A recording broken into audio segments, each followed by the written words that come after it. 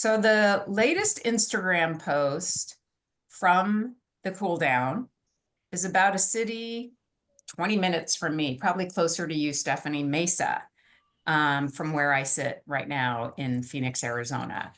And it talks about replacing your lawns with desert plants. Well, I didn't get the $2,100 from the city to do just that, but I did put in pollinator plants, which bring me really daily delight in watching the bees and the hummingbirds and all of that. So hello, everyone. I am Rhonda Bannard. I am the founder and executive director of Earth Gives. And welcome to the Community Commons Climate Change Makers. Hi, Renee. We gather to connect and build courage and advance the change we all want to see. And these gatherings reveal the stories of women who have been driving change. And through their stories, perhaps we get some ideas to continue to advance the work that we want to do. So today we get to welcome Anna Robertson. She's the co-founder and content message maker and longtime storyteller of The Cool Down, which she will get to tell you a little bit more about. Anna, I'm excited to hear your story, as everyone is, as they're joining. But first, I would love to make sure that we all make the connections that bring value to our lives. So I'd like everyone to go around and introduce themselves, where they're tuning in from, name, where you're tuning in from, and something you're doing that's driving change. So Stephanie, why don't we start with you? Find my unmute button on my iPad. Yeah, thanks, Rhonda.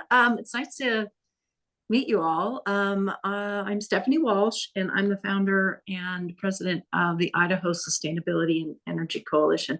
I'm actually living in Arizona, though. I'm down in Gilbert, but I could not leave my nonprofit behind. So I do work from here, and hopefully some Arizona work. But right now, you asked Rhonda what we're doing, and right now I'm working with the Choban tribes in Idaho, doing an energy feasibility study that compares several types of energy, but it adds in, they wanted to do a closer evaluation if nuclear was a possibility. I think they want to become an energy seller, which is a great advancement for them, however they choose to do that. So we're just helping them add a few more technologies to the mix, that and geothermal.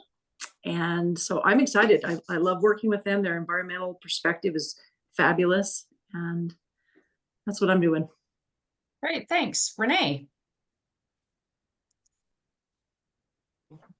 Yeah, my name is Renee Myers. I'm here on my back deck in Portland, Oregon.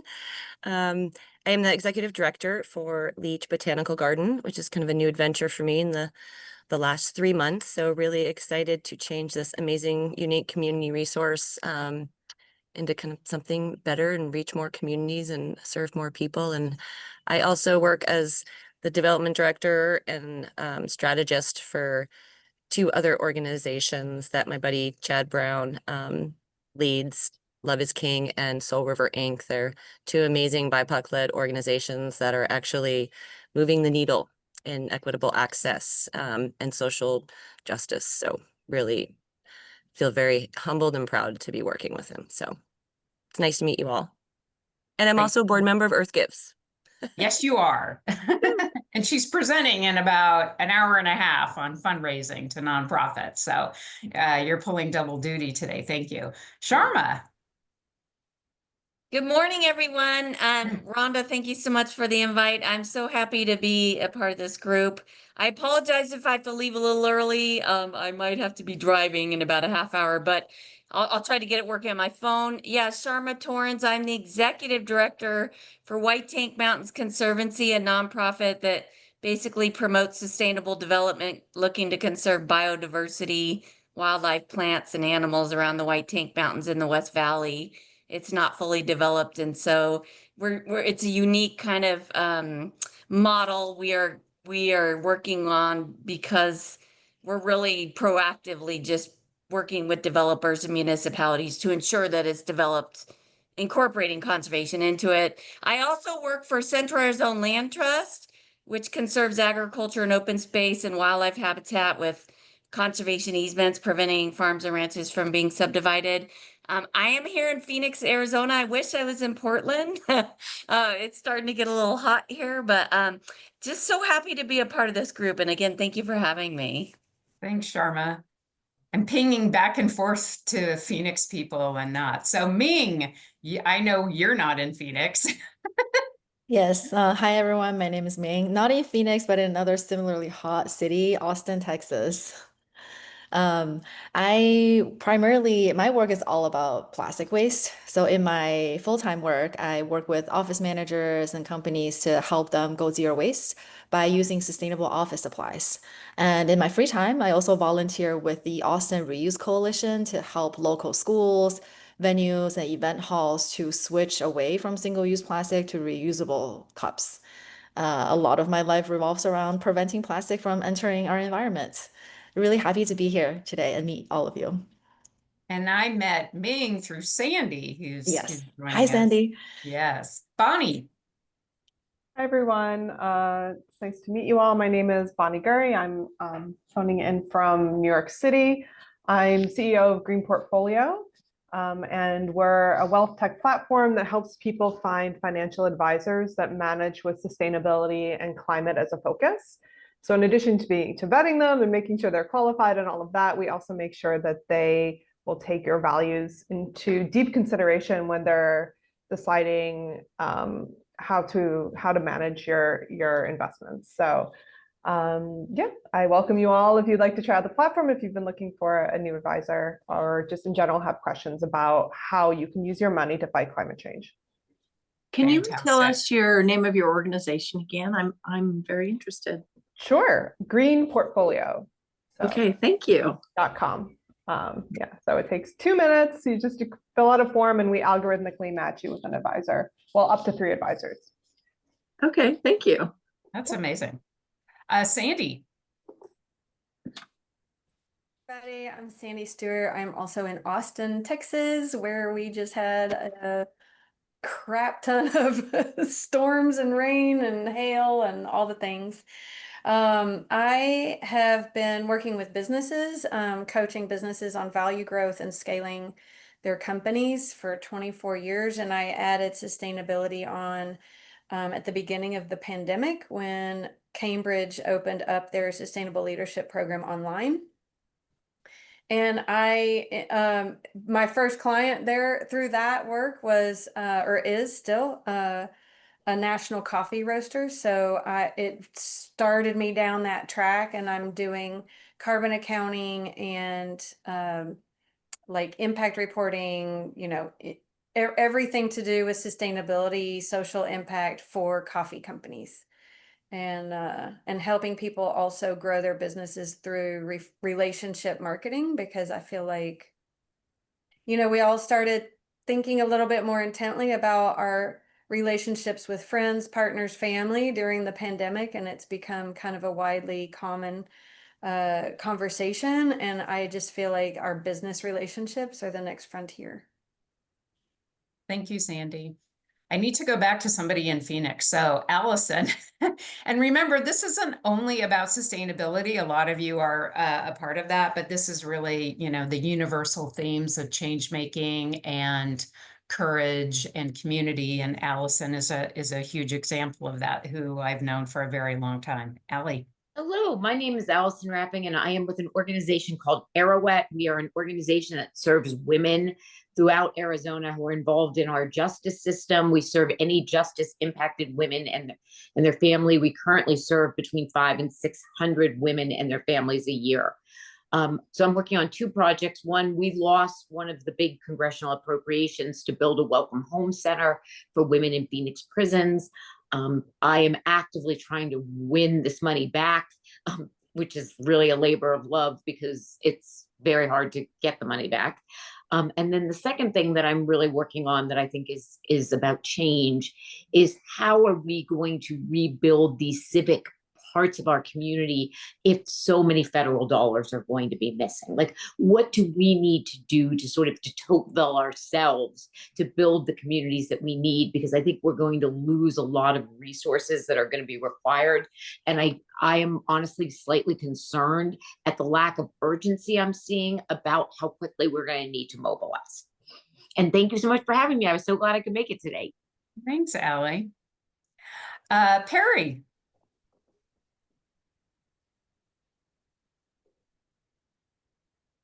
Any response?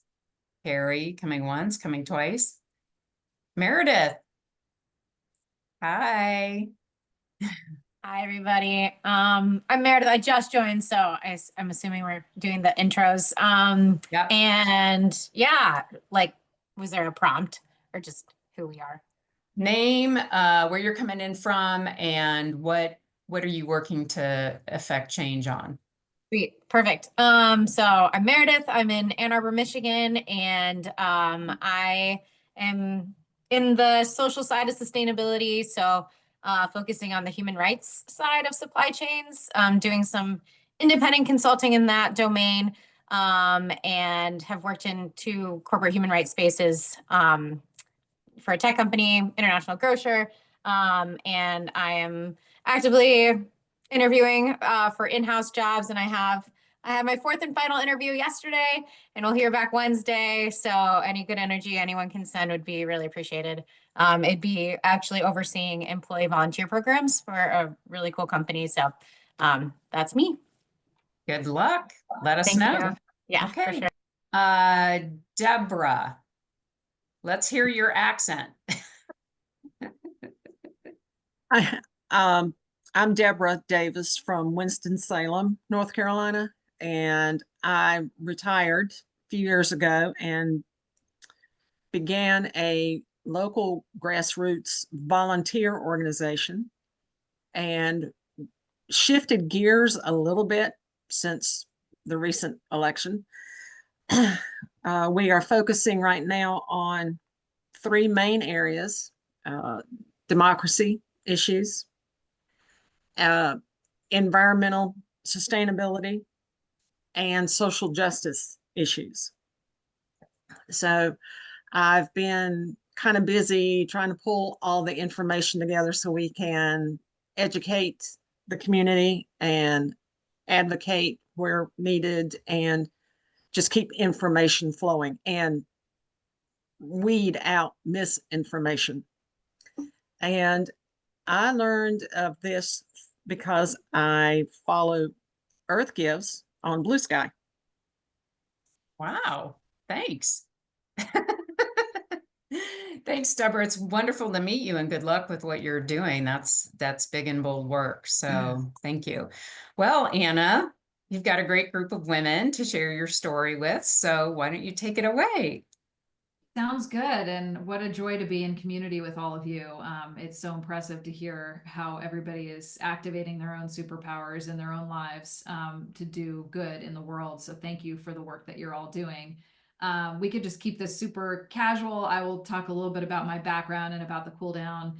I know Bonnie knows some of it because we profiled her recently in Green Portfolio on the platform, but happy to share my journey. And, I just think it's so important, particularly right now in the moment we find ourselves in, that we, remain in community and inspire and encourage each other to keep going, because it can be discouraging, but there's so much progress that's being made. And so I'm really excited to be here with you all today, and happy to leave most of the time for questions and discussion.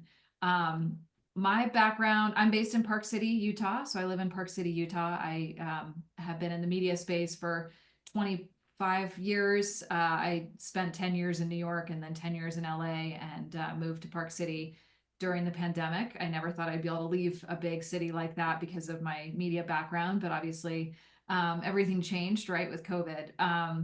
But yeah, my background, I started at ABC News working as Diane Sawyer's producer, assistant, and then associate producer, and then producer, and spent 10 years at ABC News in New York. where I, traveled all over the world with Diane, covering the war in Iraq, 9/11, Hurricane Katrina, the tsunami, sort of every major event that happened in the early 2000s. And then at Good Morning America as a senior producer. So I've always known that I wanted to be a storyteller or a journalist since I was in 4th grade. Like I always, loved sharing information with people and hopefully, using information and storytelling as a way to make change in the world. After that, I went to Yahoo and ran video at Yahoo and really brought content and storytelling to Yahoo for 6 years. Got what I call my digital MBA there, sort of working on engaging digital audiences and growing digital audiences. And that was when they hired, Katie Couric and all those big names at Yahoo. And then went back to, ended up having 2 kids, went back to Disney and was working with them on a range of things across across ABC Entertainment and ABC News, and ended up taking a job most recently with the ABC owned television stations in the local news space, focused on local news innovation. And I'd always been passionate about climate topics, but I really got interested in it when I was in that local news role, partly because my job was really focused on innovation. And when I looked at innovation, weather is the #1 topic for local news consumers. It's why most of the reason why people watch their local news and turn on their local news. And so I thought about, as extreme weather gets more common, are the local news stations kind of connecting the dots for viewers with what's happening in their communities and explaining it, and also just equipping them and helping them to be prepared and resilient for what is coming. And I felt like the answer was really no. And so I, did a lot of work there to try to connect the dots between some of the Disney brands, National Geographic, ABC News, ABC owned television stations across the country, to really create a climate unit, to talk about climate and weather a lot more on the air. I produced a special for Hulu called Climate of Hope, where we told the story of climate change through the eyes of meteorologists across the country who had very different, obviously, weather circumstances, but essentially all of these meteorologists that I talked to, many of them actually had been sort of deniers, right? Or had been like, I don't know. But because they were seeing these changes happen in each of their markets in different ways, they were like, we know this is happening now. Something weird is going on, and we want to tell that story, and we want to support our communities with more information. And so I, did a lot of work there. In my personal life, was living in Los Angeles at the time and was evacuated in the middle of the night with my kids for several weeks from our home, and had friends who lost their homes to wildfires. And so I kind of like saw it going on around me. And I really thought, like, why are my friends and family and people who are smart and I trust, like, not waking up to this and not realizing what is going on? And, I've always been a very mission driven person. And so I felt this sort of calling, probably like many of you have had, where I just was like, how can I devote my time and talents as a storyteller to this issue? And that obviously started at Disney. I tried to sort of pitch like a broader thing at Disney where, we could really engage in, some of the CSR work that they were doing, as well as the media brands. And because I feel like this is like the future of our kids. So this really should be like a core mission for Disney. And they actually do a lot of really good things behind the scenes at the parks, et cetera, that doesn't really get talked about. But I couldn't really kind of get things going there in the way that I wanted to. And so I started engaging a little more in the climate space and trying to educate myself about what was happening and connect with people who were really devoted to climate. Obviously, I'm not a climate expert. I'm not a trained scientist. My expertise is really in storytelling, communication, strategy work, et cetera. But as I listened to podcasts and joined some Slack channels and kind of, started to like dip my toes in what was happening, I realized that there was a ton of innovation happening in the space that just wasn't sort of being communicated to people. I felt like most people were hearing the doom and gloom side of the story and less about the solutions that actually exist that, could solve this problem. And I think it's just very overwhelming and frustrating as a consumer to just be hearing about the negative all the time. And so I felt like if people understood, like, first of all, understood what was happening in plain English instead of really complicated language, boring newsletters, mostly, you know, text heavy content. And if they understood that there were things that they could do in their own life, as well as things that were happening, you know, at a more systemic level or could happen at a more systemic level, they might be more likely to engage in, you know, being a part of the solution. So ultimately, I, you know, met a bunch of people in the space, and everybody, there was somebody else who was sort of having these same conversations, my now partner. People said, you got to meet this guy, you know, this guy who seems to be having the same conversations. And he had been thinking the same thing, like, why is there not a media brand, a mainstream media brand focused on climate and sustainability topics? And so the two of us got connected, and, you know, over the period of 4 to 6 months, we, you know, kind of talked about this idea of launching, you know, a mainstream media brand. My partner, Dave Finocchio, had started Bleacher Report, the sports site, and had sold that to Turner. And so they knew how to do something disruptive that was very different from what traditional media was doing, create content that was really connected with digital audiences. And he had a bunch of investors that were interested, and he was looking for a co-founder and a head of content. And so I decided to leave Disney and give this a go to start, you know, the Cool Down. And really, our mission at the beginning was, you know, can we drive audience at scale around climate and sustainability topics and make these things engaging and interesting to people? And so we really spent the first year just trying to like use the playbook that we had from Bleacher Report, or my you know, my partners had, and then, you know, they brought in a bunch of team members from Bleacher Report who didn't have climate experience but knew how to create great content. And then we hired some climate people, but basically, you know, no ads, nothing. We just really focused on building a brand, and we were astounded at how quickly we were able to build audience. You know, we very quickly got to 10 million a month, you know, unique readers a month.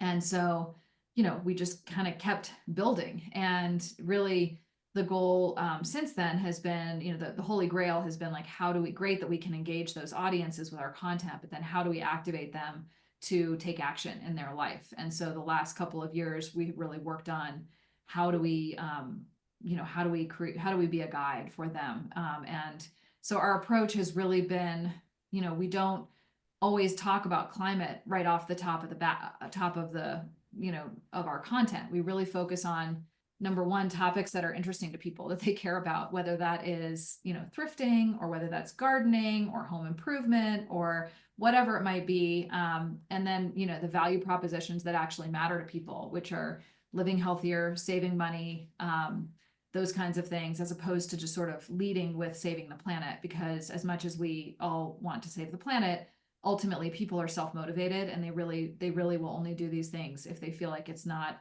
making a sacrifice, it's not a ton of extra work, it's comparable or better than what they're using, the product is used, whatever it might be. So we really focused on those aspects, is like, how do we make this lifestyle really appealing, and how do we show people a future that they're not hearing about in the media necessarily? How do we showcase some of these innovations that are happening? And you know, we certainly do cover the negative news, and that does drive eyeballs too, because fear does motivate people. But we try to be really balanced about what kind of content we're sharing. And when we do cover a story that is, you know, alarming or scary to some people, we include that solutions exist, and we have language that all of our writers include in our stories, so that people don't feel like they're left with just this feeling of hopelessness.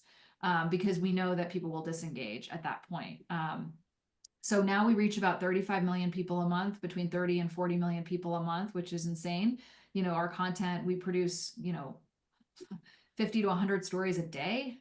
We distribute our content on Yahoo, Apple News, MSN, you know, Newsbreak, Smart News, et cetera, all over the place. We have 5 newsletters that we run that, you know, can kind of engage people more deeply. And we launched a guide product where people can actually kind of come together in community around different journeys that they want to explore. So whether that's modernizing their home or whatever it might be, you know, changing out their lawn or whatever, they can engage in that guide, and they can see, you know, photos of other people and what they've done. They can ask questions, they can take polls, they can, you know, see specifically what we recommend. So that's a little bit of a deeper engagement.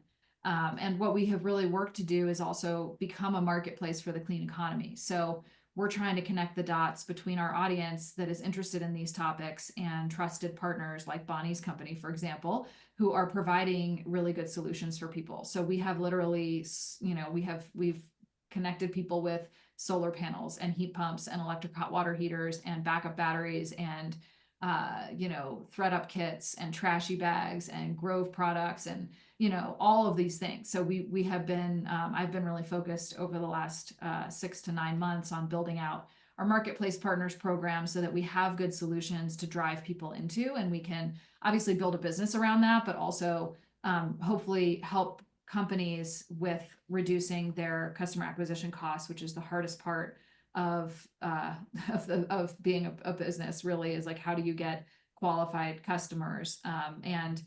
So we've really cracked the code on how to build a mainstream audience that includes people at the top of the funnel who might come in because they're interested in a story about national parks or about thrifting or about yard and garden, a tomato hack, for example. But once they get into our ecosystem, we can educate them and say, oh, by the way, it's really great to swap out your lawn for something else. And here's the journey you can take. And they might not take that journey at the beginning. That may take them a while.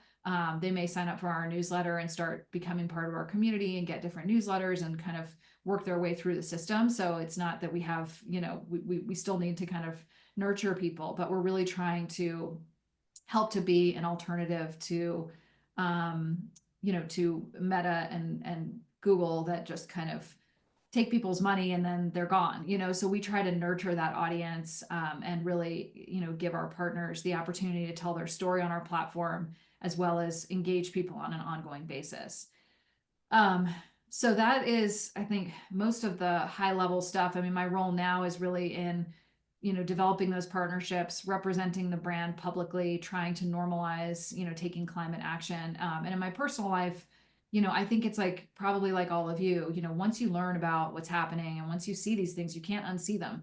And so I, have really brought this into every aspect of my life. I'm very involved in the sustainability community in Park City. I work a lot with our school district, help to get a composting program off the ground for our elementary school that is now, across our entire district. Our school, does clothing swaps twice a year. We do hard to recycle items. We, have a rain barrel.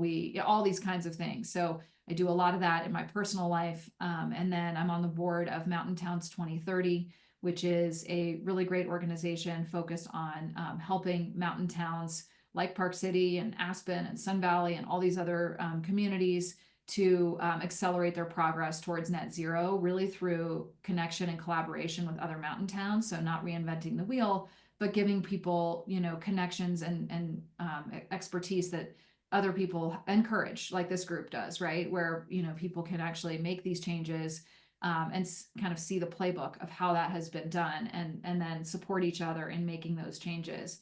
So I'm on the board of Mountain Towns 2030, as well as the Aspen Institute's This is Planet Ed, which is a subset within the Aspen Institute focused on how education can help advance climate solutions through, educators, school districts, students. And so that's another group that I'm working with right now. And yeah, I think those are the main highlights. I've probably blabbed on enough, so I will, pause there. But I think a couple of just like quick takeaways for this group. I think I was kind of afraid to get into the climate space because I was worried that it would be very depressing. The reality is I feel like it's exactly the opposite. I think that, the fact that there are so many solutions out there that exist, even in the current moment, yes, of course I have down days, but ultimately I really love the work that I do. And I feel very inspired by the solutions that exist and knowing that the solutions are there. It's just about us activating them. So I think that's one thing that is really important to remember is that, it doesn't, yes, we face an incredible challenge ahead, but it is really exciting to see both the innovation and the people who have committed their life to the work that we're doing. The other thing is that, every time we've had to do something hard in human history, we've needed consumers to be educated and empowered to be a part of that change.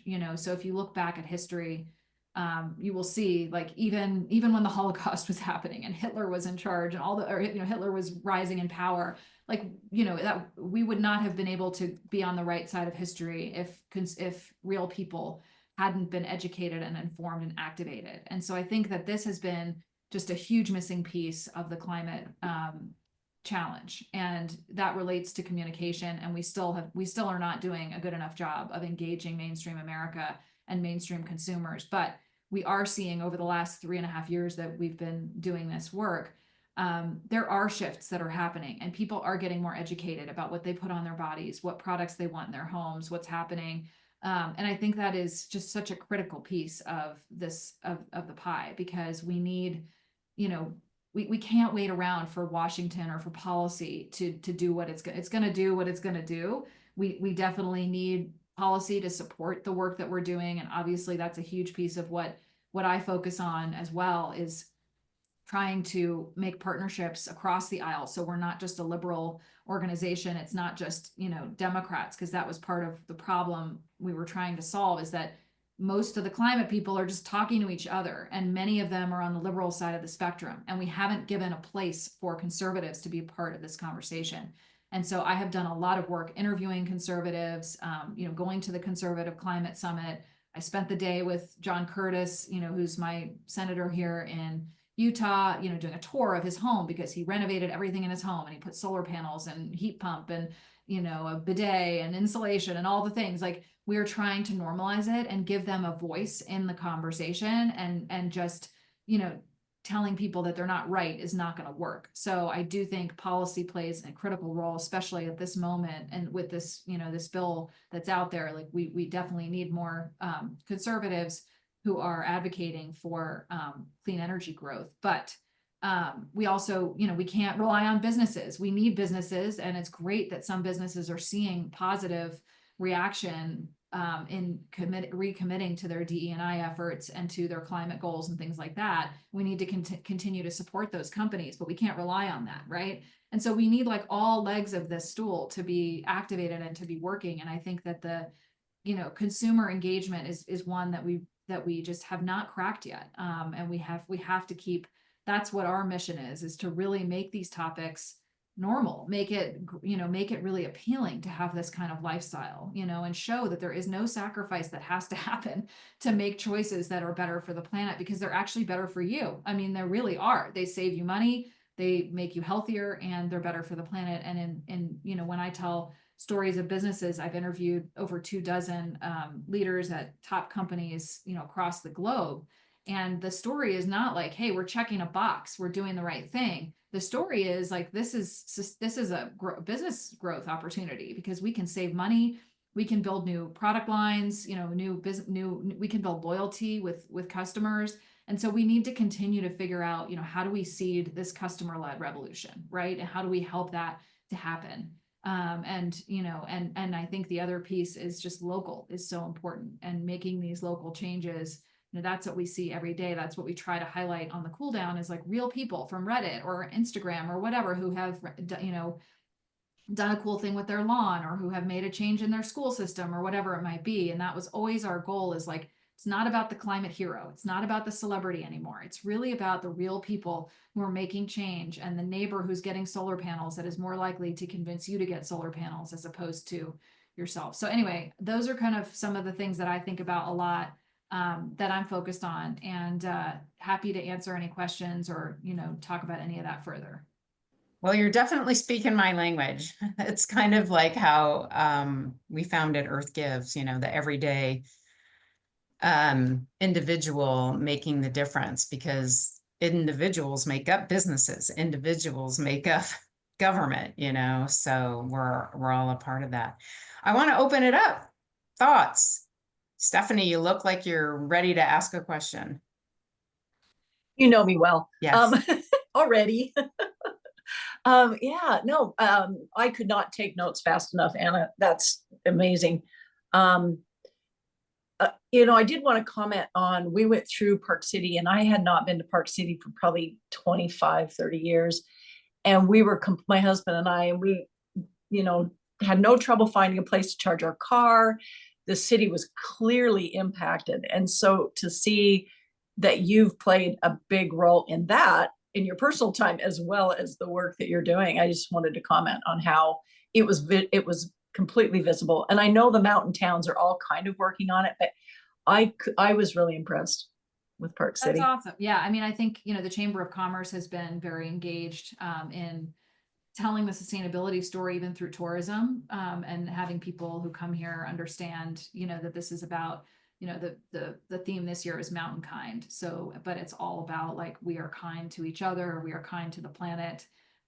So, I mean, they've done a pretty good job of integrating that, and we try to really, I mean, obviously there's uphill battles everywhere, and Utah is a red state that has its own challenges, even locally. But I think that because we are on the front lines of, you know, seeing the changes that are happening, there has been a big embrace of these topics, and you know, it's continuing to like work on it every day. But we are doing. There's a bunch of cool things that are happening here, and I'm glad that you were able to see that. We have a lot of electric buses, and you know, there's a really great group that preserves and protects and conserves a lot of land here. So we haven't had a huge, I mean, we're having a lot of growth and development, but there's some areas that have been protected. So that's really great. You know, Idaho is, you know, a similarly red state and culturally really similar. And I had mentioned to Rhonda that, and some others, like, you know, when we officially moved to Arizona, people said, well, why don't you just do your nonprofit work in Arizona? I said, because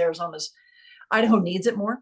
And I will tell you too, watching Utah, even the more conservative areas, they are doing what I had hoped that we could do in Idaho, which is set a good example for conservative states, to see that it isn't a liberal issue and a liberal topic. It's an everyone issue and topic. And to be honest, Utah has done a better job than Idaho in the last several years. I mean, even your congressman, that's terrific that he did that. Right. Yeah, I mean, I think Curtis has really, you know, there are definitely a lot of challenges there, but the fact that he, you know, even does the Conservative Climate Summit, which gathers, you know, they did that in the Cloak of Darkness 3 years ago for the first time, where they flew a bunch of senators and congressmen into Utah and had them talk about climate and join what is now called the Conservative Climate Caucus, which is one of the largest caucuses in the House, actually. And it states that climate change is real and it's partially caused by humans. That is a big deal for conservatives to get on board with that. After that first year in the Cloak of Darkness, he opened it up to the public. So now he does a day-long summit every fall, where he gathers people and speakers and things like that. And you know, last year, Catherine Hayhoe was the keynote speaker and spoke to conservatives, which I thought was really inspiring. Of course, there were also Project 2025 was there, and there were other people and all that. So it wasn't perfect, but I think it was a really great conversation. You know, there was a really good conversation with the leader in the renewables industry and a leader from the American Petroleum Institute. So it's just important that people are talking about these things and coming to the table. And I'm hoping that he'll, you know, help to bring back some of the things that are missing in the, you know, in the bill. But yeah, I think we'll see what happens. But I have a very close friend who's very involved in Idaho and sustainability, and I know it's very frustrating. But the good news is that Sun Valley is going to host the Mountain Town Summit next year, so that will be great. And they were super excited and came to the last summit and really wanted to bring it there. So hopefully that will be a good focus as well. They're definitely a leader in Idaho. Andrew Metzler is a friend of mine that we run in the same circles, obviously, for climate work. And I had not yet heard that they were going to host that there. So that's exciting, but they'll be a terrific host for that, I think. Yeah. So. Ming, anybody else have a question, comments? Yeah, I was just Sandy. gonna say that. Oh, sorry. Go I ahead. was just gonna say that I resonate so much with your point that we need all spectrums. We need to engage everybody in the climate conversation. I feel the same way about not only, I guess, uh, conservatives, but also oil and gas. I think a lot of people working in climate automatically have this reaction of oil and gas bad, but we need them more than I think most other industry to really make changes. So. Thank you for sharing your story. It's really cool. I think that's Sandy. great. Yeah. Um, Yeah, go ahead. This is such a great conversation. One thing I wanted to say, and then I have a question for you, is like I feel like folks on the red side of the aisle who are poo-pooing climate change and all of that, especially I'm in Texas, right? So there's a lot of oil families here that have been generationally living off of oil, and it's really hard for them, I think, to see an opportunity to change. So they're kind of fighting for their life, their livelihoods, and their legacy, their family legacies. It's like I wish they could see that, it's all about context. Like if they didn't think of themselves in the oil business, but they thought of themselves as the energy business, then they wouldn't have any problem putting solar and wind on the same land that they already have. Like they could actually be commercially driving, even future expanding, that business, if you will.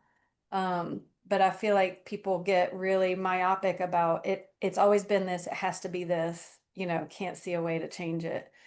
My question is, and not everyone here is a bootstrapping small business like me. There's a few here, but I know Ming is. What, like your growth and being able to reach so many people so quickly, like what advice would you give us as far as, getting our messages out and reaching? I think that's one of the challenges that I see with a lot of people in climate that are bootstrapping and trying to grow either a consulting practice or whatever it is that you're doing, and trying to reach enough mass to really make a living doing it. Yeah. Well, I think your point on the oil and gas industry is totally right. And I think Curtis talks a lot about that. If you ever, he just introduced a bill that was basically about co-locating solar panels on existing areas with energy leases. And that was a bipartisan bill that was very popular, but it's so true. I think we need to thank the oil and gas industry for what they have provided for us and say, let's be part of the future and create, geothermal. We need the same skills for geothermal. So anyway, I agree on that. On the second question, it's a little hard because our playbook is a bit different than, your playbook because,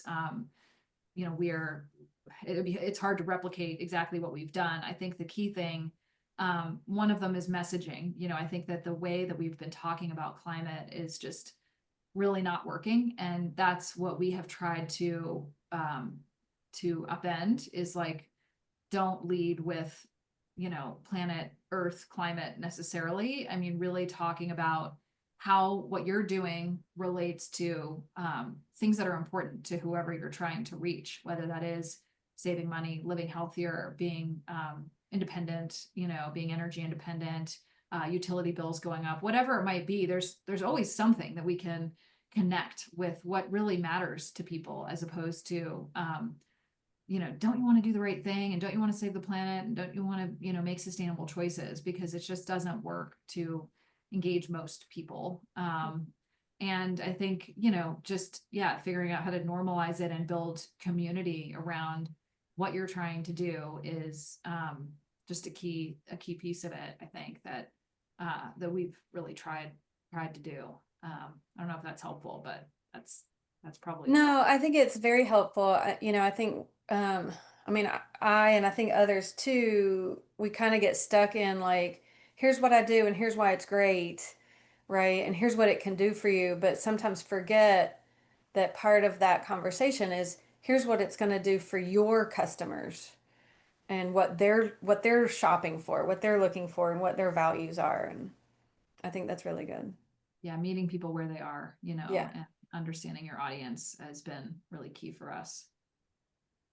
Thank you. Anybody else? Bonnie? Yeah, I just wanted to chime in really quickly about, so like I'm one of these climate people that's been out talking to other climate people for way too long, right? And that's because I spent my career in climate, and those were the only people who were willing to talk about climate for a long time. And it has been so important to our industry to have people from every other field coming in with expertise, including humans who know how to effectively talk to other humans, which I'm not convinced climate scientists are good at. Like, I have gotten in just like full out, like aggravating conversations with people being like, just stop talking in Celsius. Can we just agree on that, right? Like, we are in the United States. No American knows particularly what that is or cares. Like, why are we still talking about climate change in, like, even with that small thing, right? And I think it's so refreshing to have like the cool down in this space, showing that people care and are interested if you frame it correctly. And like highly encourage you guys, even just like sign up for their mailing list, just to start to like see how they're framing issues in ways that are useful to people in their everyday life. And I think it's a useful exercise for it has been for me. I'm excited to see it, like more and more people from industries like Anna. Like, there's a bunch of film people that are starting to do some interesting stuff. And I think we need the artists, we need the communicators, all, you know, because we won't get there otherwise. Well, I relate to this so much because I started as a journalist, Anna, and, you know, so spent my life in PR, and I'm a connoisseur of good messaging. And so when I see something that really, you know, impacts change, I want to excavate it and figure out why that happened. And I know the research from a couple places have shown that it's all about love for our family, love for future generations. That's Potential Energy, I think, who did that research, and it was done globally. And so I think what you're saying is resonating about why this matters to other people. I used to do a lot of coaching around comms, and it's like, why do I care? Why do I believe you? How is this different? Which actually came from a gentleman who had worked for Procter and Gamble. But it's like, if somebody's swiping through something, they're saying, this matters to me for some reason. Instantaneously, they figure it out and they stop and they read it. And so you're so on point with what you're saying. And I think that lesson that you're teaching us today is really resonant with no matter what you're working on, you know, social justice or whatever else it might be. So, and yeah, and as Catherine Hayhoe says, we need to just keep talking about it, but you're right, we need to keep talking about it in a way that aligns with people's values and what they care about. Any other questions, thoughts, comments? Stephanie, go I ahead. have one, Anna. I don't know. This may be asking a lot from a busy woman, but I help run the Idaho Climate Forum, which is not for the public. It is for all of the nonprofits in Idaho working on climate change. And once a quarter, we do something like this. Sometimes we had a panel, like the last one we had a panel of geothermal experts. I work in geothermal a little bit too, so I did the intro and then we headed off. So sometimes we do a panel. So there's different ways that we can do it, but we've had St. Luke's talk about the work they're doing. We've had the tribal nations in the area come and talk about what they're doing. And it's been a real support to the groups working on climate. So I was going to communicate with them. I was going to get on your platform and communicate with them too. But I didn't know if you might consider doing whether in whatever form that you would like. We try to keep it casual. I didn't know if you'd be willing to do that for us in Idaho. Yeah, I'm always happy to do that. And I'm going to be at the Sun Valley Forum as well in June, speaking on Okay. moderating a couple things. But yeah, I'm happy to do that. And I did see there's a question in the chat about how do you get young people involved in climate and environmental issues. I mean, I think it depends what age you're talking about. A lot of the work that I've been doing with This is Planet Ed is really around how to educate kids about what's happening without overwhelming them and scaring them. And we actually developed, or they actually developed some really incredible language that Catherine Hayhoe helped with, and the Nature Conservancy and a bunch of others, that is really simple. So if you're looking for ways to talk to your kids about it or ways to talk to your school about it, I'm happy to share that, but I think it's on the This is Planet Ed website. And also this book is terrific. I just put a post on my LinkedIn about it, but it's Students, Schools, and Our Climate Moment. If you are connected in the education space or, you know, a parent, I just think this is a terrific book about how to talk about it, what school districts are doing, what students are doing. And I think, I mean, depends on, on the age. I do think there's a lot of fear out there. So explaining it to kids, I mean, honestly, the composting program we've done in our schools has been such an incredible way to educate kids about what's happening and give them leadership opportunities, because they get to be compost leaders and help their peers, and they get, credits and awards and things like that. So I think it's like, for kids, helping them understand what's happening in a simple way, and then empowering them and showing them, a lot of the efforts we've done here in the school district have been student led. And they have been very effective because they've been student led, where we've had kids go to our school board and present. And that's how we got a school district wide composting program, because the kids talked about why it was so important. They did the analysis on how much energy was being used by our school district as a school project. And then they were able to work on recommendations. So I think engaging them to be part of the solution and speaking to them in their own language. I mean, that's why we need, young creators and young people to be creating great content that actually like is in the way that they talk and communicate. So I don't know, those are just a couple of ideas. We I have had oh, sorry. we had a reservation, an RSVP from Michelle Drucker that I was really hoping would join today, because she initiated that same thing in Florida schools and has won some national awards. And it really started with, I think, getting rid of plastics and doing composting and all those, and getting PTAs involved. So, and she works for the federal government, I think. So I'd love to make a connection there. There might be some things there. Did you also meet former Congressman Bob Inglis? Yes, he's Okay. terrific. Yeah, no, All I right. met with him when we first started. He came to the summit last year, so I spent some time with him.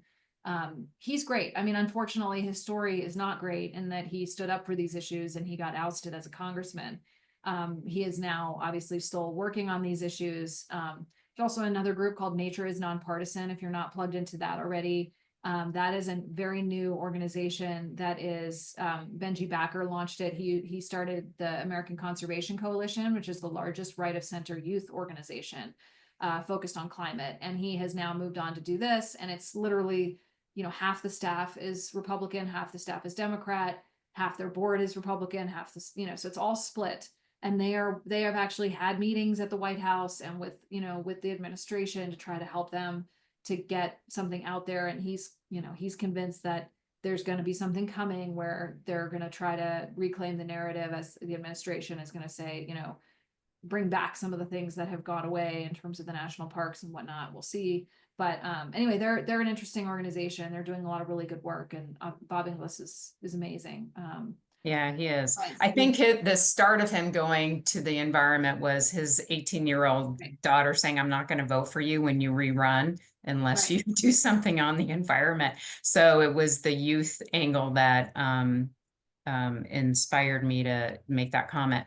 Who did I interrupt? Was that Deborah on the youth? Oh no, I think it was me. Oh, Bonnie. So I interrupted you. So No. no, I think I kind of wanted the reverse question for Anna, which is like I personally think we should like not be trying so hard to get young people involved in climate. Like, they didn't make this problem. They shouldn't be the ones who are forced to solve it.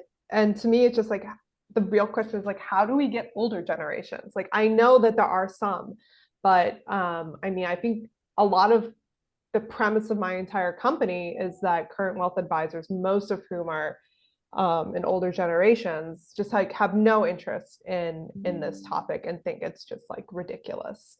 Yeah, I think Third Act is a great example of that. I hope you're plugged into Third Act, Bonnie, because it's obviously so connected to what you're doing. But I agree. And, to be honest, like when we first started, we thought it was going to be a lot more young people. And we realized that that really wasn't the sweet spot for where we were reaching people. And also there was a huge opportunity. I mean, there's a lot of grandparents on our platform who kind of realize what's happening and want to do something. And I think it's like, how do you activate that crowd? And so we try not to, we're really not geared towards young people necessarily. Obviously there are a lot of young people on our platform, but I do think you're right that there's a big opportunity there.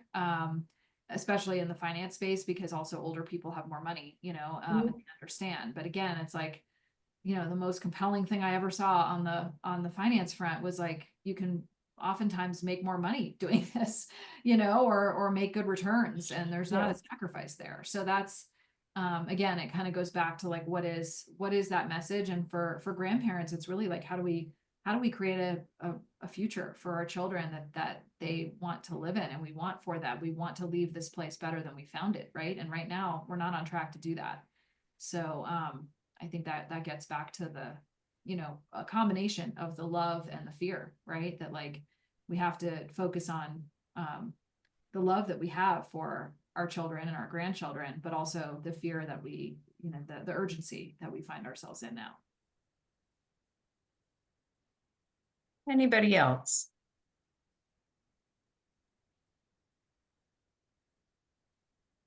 Meredith, did you have a takeaway?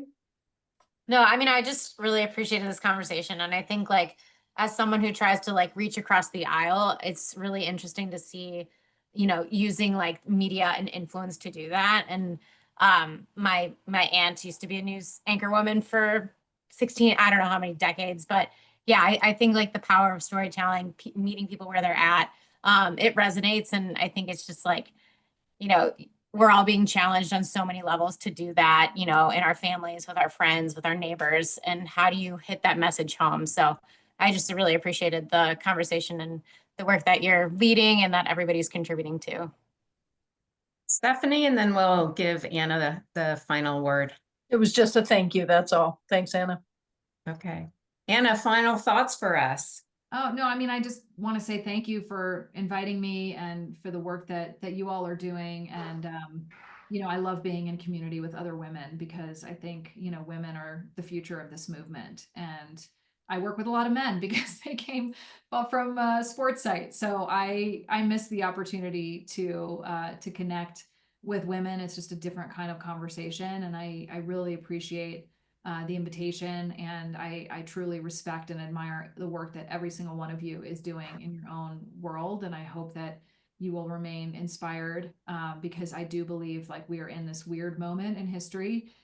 We are in the chaos period. If you read anything about, you know, from historians, astrologers, spiritual people, whatever it may be, like everybody's saying the same thing, which is this is just a really hard moment. And we are in a really weird space, but there is something better ahead, and there is something better coming. And this clean energy revolution is happening. We can see it happening at the cool down, and we just need to keep putting one foot in front of the other and supporting each other in community and solidarity and innovation and, you know, common sense. And we will create a better future together. So that's all I leave you with. Thank you so much. Really appreciate it, Anna, and congratulations on all the success that you've had. Thank you. Likewise. Thanks, Rhonda. Sure. Take care, everyone. Thanks again, Bye-bye. everybody. Thank See you next month.